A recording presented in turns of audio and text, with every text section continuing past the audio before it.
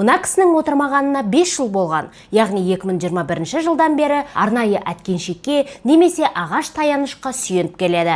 Осындай күйде тамақтанады. Кіші және үлкен дәретті құмыраға сындырады, ал еріктілер оны күнделікті жуындырып тұрады. Бұл 30 жастағы үнді монахы Даулатгири Джи Махарадж, Үндістандағы Кави ауылының тұрғыны. Аталған амалының мәні қарапайым. Ол Шива құдайының шапағатына бөліну үшін 12 жыл бойы отырмауға серт берген.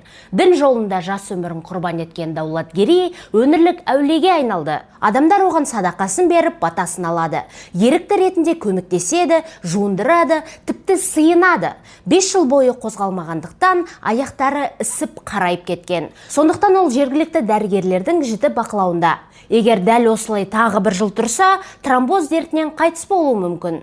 Бірақ Даулатгири райынан қайтар емес. Шива құдайына берген антын бәрібір орындамақ. Солай. Көріп тұрғандарыңыздай, ұзақ үзілістен кейін қайта оралып отырмын. Сондықтан қолдауларыңыз ауадай қажет. Лүпіл басыңыз, пікір жазыңыз және оқырманым болыңыз. Себебі сіздерді көптеген видеолар күтіп тұр. Кездескенше!